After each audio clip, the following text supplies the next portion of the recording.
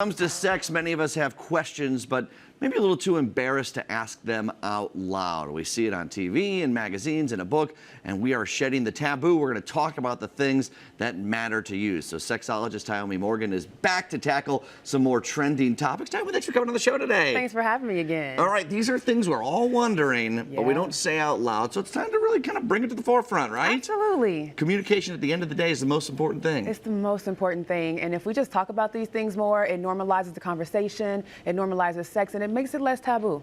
Let's talk porn first. Because, you know, when you get in a relationship, there's often that stigma or that idea that, all right, we're together now, neither of us is ever going to look at porn, but the reality sometimes is different. So is it healthy in a relationship? Is it unhealthy? You know, there's this big thing right now going on, this battle against, is porn healthy? Is porn unhealthy in a relationship? And honestly, it's all about your intentions. Why are you using it? What are you using it for? If pornography becomes like your main source of stimulation where it's causing you to disconnect from your partner, then it can turn into an issue. But porn in itself isn't the issue. It's an unhealthy attachment to porn that people don't realize is the actual underlying issue. So if you have a healthy balance with how you use it and what you use it for, then it's good to go in a relationship. Is it important to ask your partner if it's okay to watch porn? You know, I don't think that it's necessary to ask your partner if it's okay for you to watch porn. Like, not each time. I'm not saying you're like, hey, honey, I'm going to go log on really quickly to this. This but is something that you've probably already done in your own personal sex life. You have your own personal autonomy. And so this is something that you use for yourself. And, you know, I can see if you're going to be using it in play with your partner, asking, hey, can we incorporate this in? But something that you're doing for yourself, especially if it's a self-pleasure type situation, you don't need your partner's permission to flex your sexual autonomy. All right.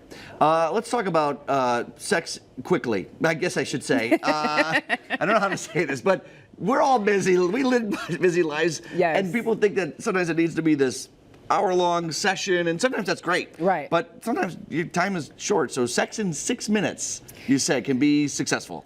It absolutely can, because, you know, it's not just about the whole gambit of things that you can do sexually or reaching that big climax. Sometimes it's just about intimacy. It's about connecting with your partner. It's about feeling close and expanding your idea of what sex looks like. So if sex only looks like you and your partner taking your clothes off and, you know, meeting bodies together, then maybe your sex life won't feel as fulfilled. But planning your sex, especially if you can get like some hot making out in, just like some kissing and, you know, maybe some cuddling, that can be enough. That can count. Yeah, it does, most definitely counts. And so expanding your ideas around what sex looks like, and then being able to put that on a schedule, even putting it on a calendar so that you both are looking at this and saying, oh, on Wednesday we're going to have a hot makeout session before we go to work. Interesting. Think about it. See, to me, I'm like, does that make it more hot or does it make it less if I have to get a notification to remind me that it's happening? I think it's cool when you can get a notification because it keeps sex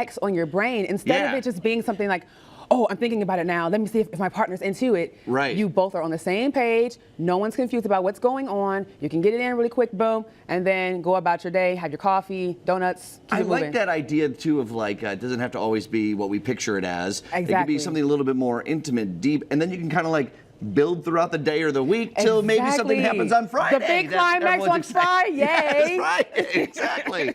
All right. I don't have a dog, but I know other people in this room do. Do dogs ruin sex life?